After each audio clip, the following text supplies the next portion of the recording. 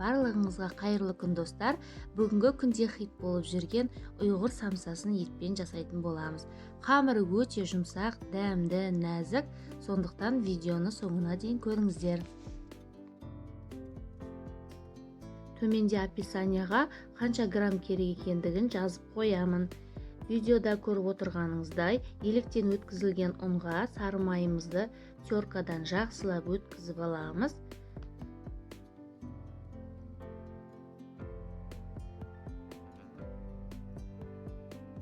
Ұн мен майымыз бір келкі болғанша қолымызбен жақсылап араластырамыз.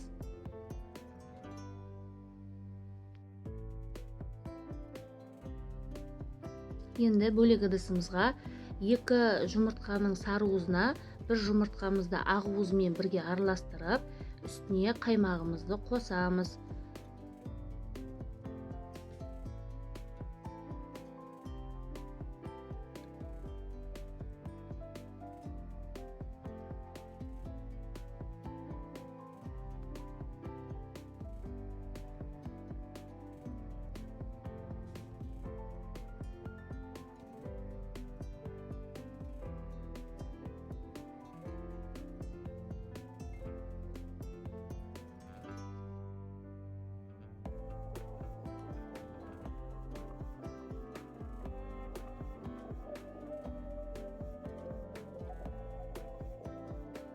Және суымызды, және жарты шай қасық тұзымызды бірге араластырып, жақсылап араластырып аламыз.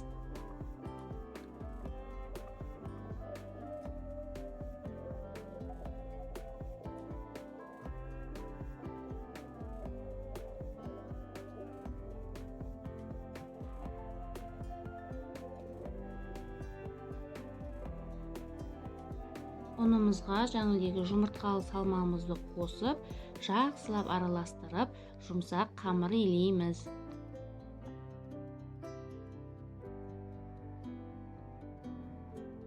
Мінекей, қамырымыз жақсылап иленіп алдық. Нәзік жұмсақ қамыр иленіп шықты. Енді осы қамырымызды салафан пакетке салып, жарты сағатқа холодильникке салып қоямыз.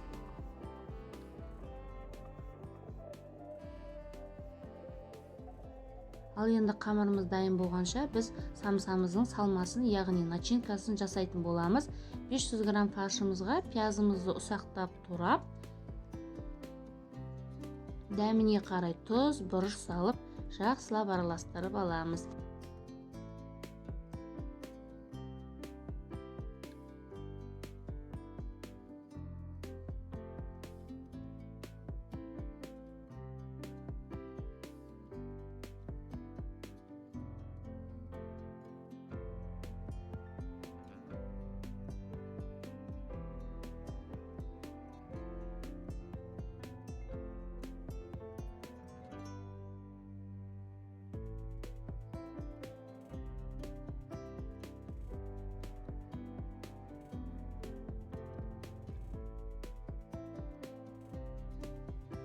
Осымен біздің салмамыз дайын.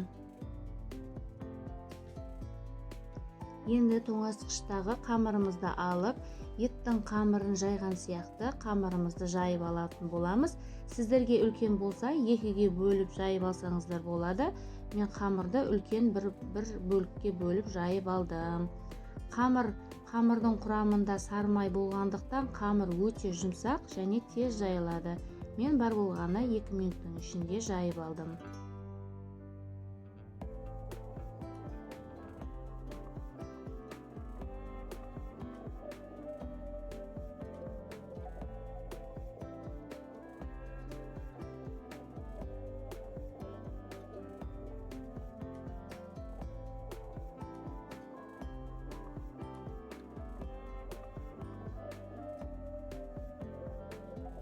Енді үстіне ерітіліп алған маргаринімізді жағып шығамыз.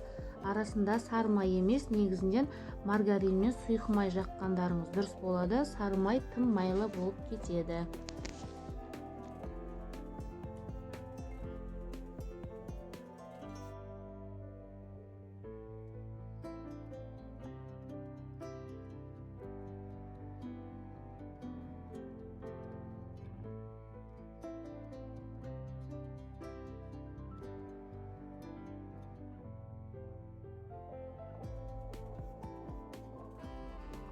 Көріп тұрғандарыңыздай қамырдың шетінен бастап тығыздап, ауа қалдырмай орап шығамыз.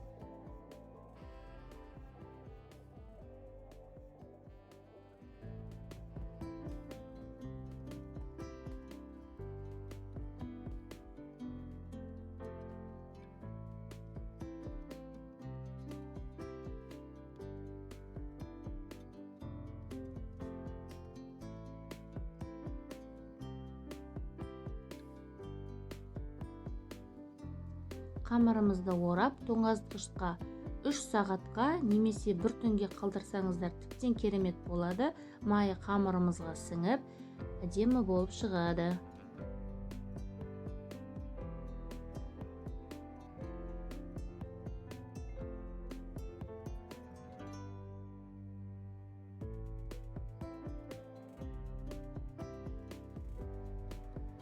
Ал енді тоңазытқыштан алған қамырларымызды бірнеше бөліктерге бөліп алатын боламыз. Барлығы бір келкі шығу үшін 37-38 граммнан бөліп алдым. Енді осы қамырларымды жаюға ыңғайлы болу үшін осылай дөңгелектеп аламыз.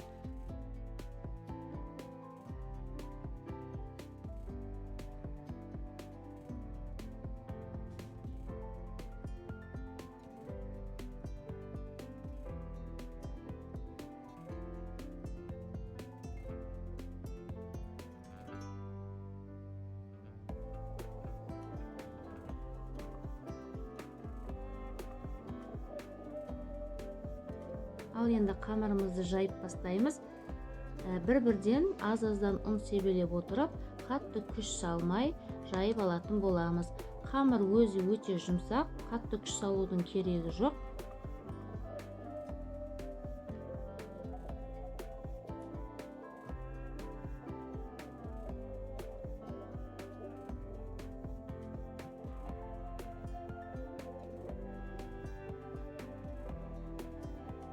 Ортасына салмамызды салып, самсаларымызды өз қалауларыңыз бойынша түйіп шықсаңыздар болады.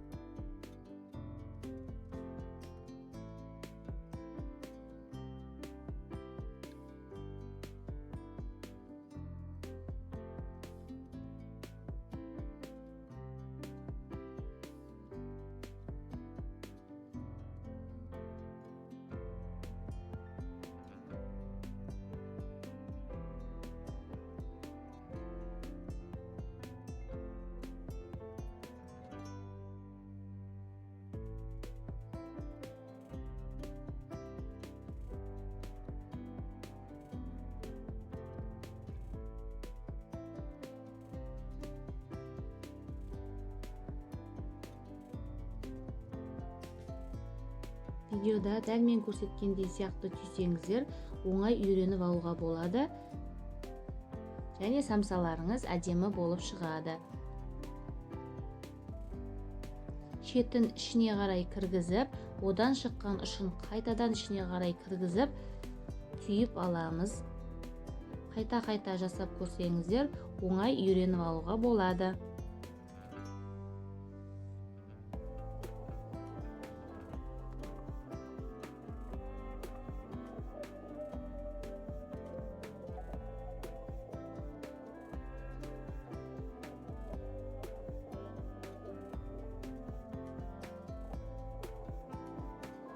Достар, егер бұл видео сіздерге ұнап жатса, міндетті түрде лайк басып, өз пікірлеріңізді қалдырып кетіңіздер. Өйткені бұл менің каналымның ары қарай өсуіне, дамуына өз үлесін қосады. Тіркелмеген жаңа көрермендер болсаңыздар, видеоның астындағы подписаться батырмасын басып, қоңырауша белгісін басып, каналға тіркеліп алыңыз. Алдағы уақытта шығатын видео рецепттерімізді осылайша бірінші болып көретін боласыздар.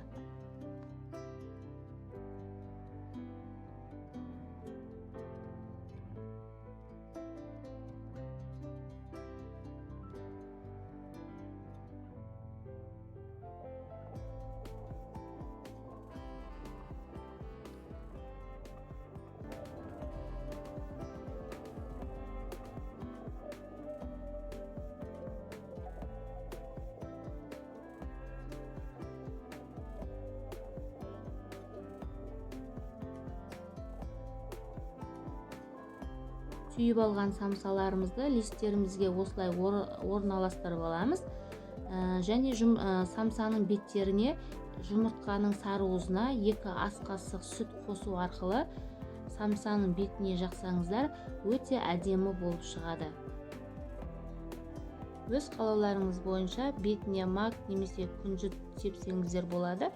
Ол да бір әдемі болып шығады. Болмаса ештеңе жақпай қойсаңыздар да болады.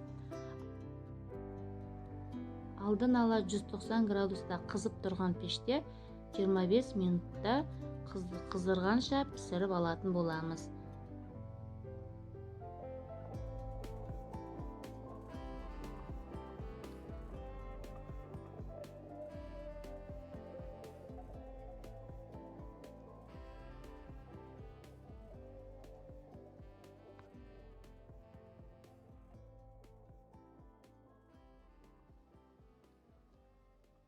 Өздеріңіз көріп тұрғандай әдемі қызарып, көтеріліп, кереметтей болып шықты. Ұнаса балаларыңызды және жақындарыңызға жасап қуантыңыздар. Ас болсын.